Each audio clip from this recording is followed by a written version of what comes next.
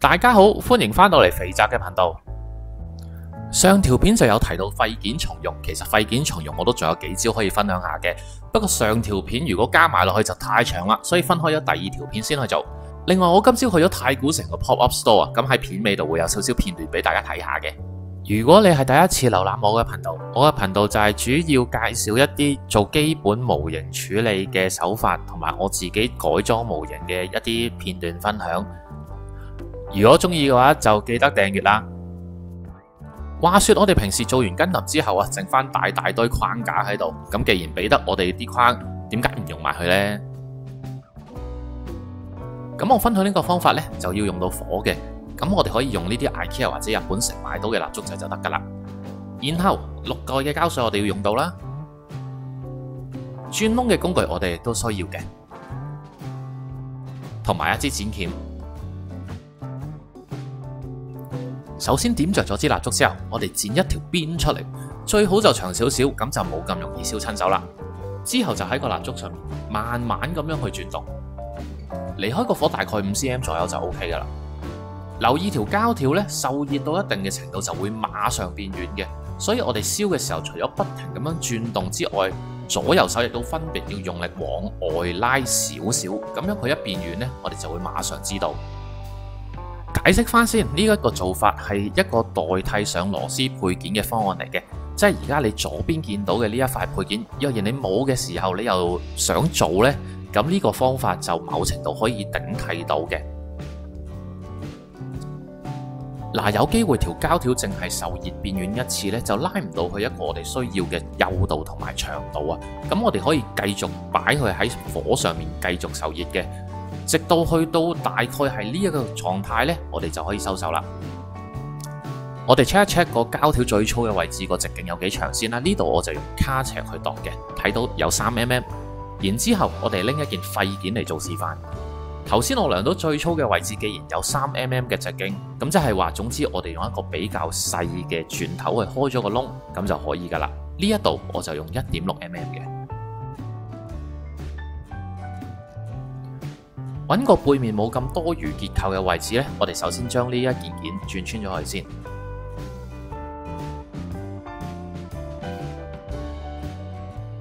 然後我哋喺條膠條上面最幼嗰個地方將佢剪斷，再用呢個最幼嘅邊懟入去我哋啱啱轉穿咗嗰個窿嗰度。咁我哋就會見到，因為個膠條係越嚟越粗嘅關係呢，去到某一個位置佢就會頂死咗喺嗰度噶啦，就唔能夠再推入去嘅。我哋喺呢一個位置呢，沿住個表面將佢剪斷。喺呢度用把利啲嘅剪呢，就真係比較方便啲，所以我都係用神剪嘅。剪完之後，你就會見到後邊會有少少嘅位置突出嚟啦，前面就已經完全平面晒噶啦。然之後我哋可以用少少力將呢個膠條懟出嚟。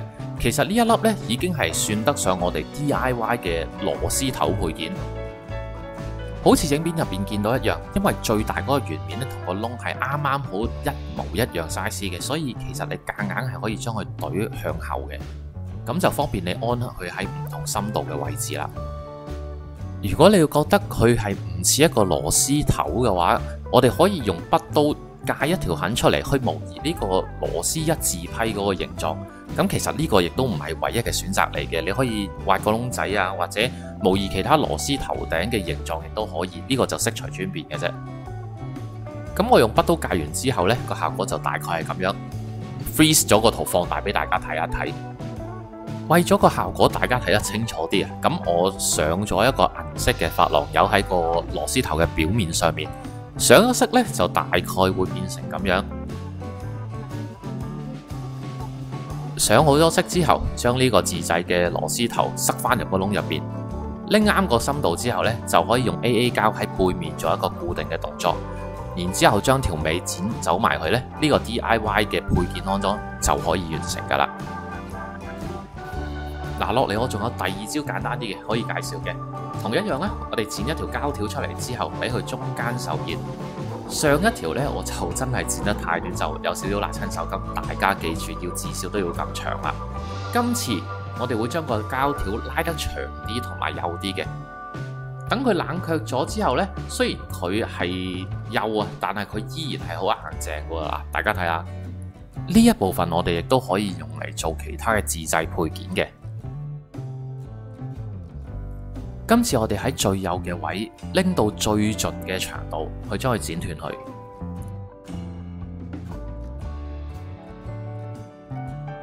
嗱，zoom 翻近少少俾大家睇清楚下。我哋咧就大概喺呢個位度將佢剪斷。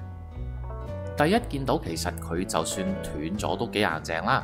咁如果有卡尺咧喺呢度就會更加好啦。我哋可以卡喺1mm 呢個闊度，然之後將條膠條攝入去呢個1mm 嘅空位。攝實咗之後呢，我哋就剪喺呢一個位嗰度。因為理論上呢，我哋剪呢個位呢，佢個膠條嘅直徑就只係得1mm 嘅啫。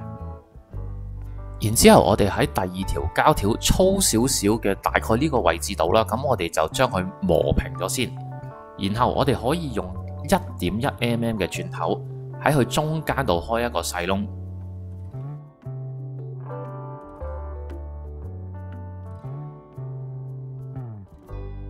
鑽好咗之後啦，我哋將頭先最幼嗰條膠條放入去呢個窿嗰度度一度。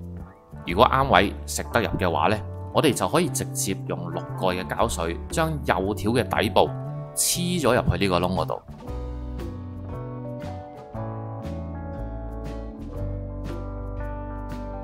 咁然之後將下面粗嘅剪翻出嚟啦，就可以做成一個 DIY 嘅天線座啊！咁可以上喺呢啲膊頭位啦，或者胸甲啊，甚至頭上面呢，有啲位亦都係比較適合上呢啲天線狀嘅配件嘅。廢框變有用配件嘅概念呢，就基本上係咁樣啦。咁當然大家可以發揮無限大嘅想像力，去做更加多適合你自己設計嘅配件出嚟。希望大家會覺得有用啦。咁快手同大家講下今朝去太古城 Pop Up Store 嘅見到嘅嘢啦。今次嘅商品限定呢，佢係分開3轉去發售嘅。而家肥宅手上拎緊嘅宣傳品就係第一水，即係你而家可以買得到嘅。個 Pop-up Store 本身就開11點嘅，咁我就10點半就已經去到噶啦。但係排嘅龍呢，就係咁樣啦。望翻過去中庭呢，都仲有大班人排隊，其實係比肥宅想象中要少人噶啦。咁我排到去大概12點2度，我就可以入場嘅。如果你唔係特登要買限定嘅，你係唔需要排隊，可以直接行入去嘅。咁因為今年冇咗動漫節啦，其實佢個 booth 入邊睇到嘅嘢呢，同你以前入動漫節入邊睇到個 booth 嘅嘢呢，基本上都係差唔多嘅。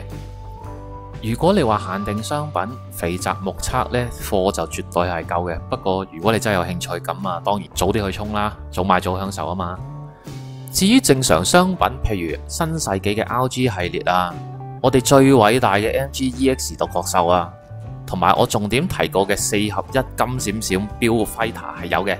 同場亦都當然唔少得一啲萬年都去唔到嘅死貨啦，即係 Perfect Grey 嘅 Wing 啊、GP03 啊，舊啲 version 嘅 version 卡都依然係存在嘅。最吸引人眼球當然係3米高嘅元祖高達同埋識發光嘅半身空像啦，去打下卡或者買限定商品呢都幾值得去嘅。至少冇 K11 嗰個得豆腐潤咁細嘅展位就話自己係一個展覽，但係如果真心想買根特，可能去翻模型鋪呢，選擇就會更加多。咁今日嘅影片就嚟到呢度啦，中意嘅話記得 Like、Subscribe、Share， 訂閱咗之後仲要記得撳埋個鐘仔，咁下次有新影片出嘅時候，你就會收到通知噶啦。我哋下條片再見，拜拜。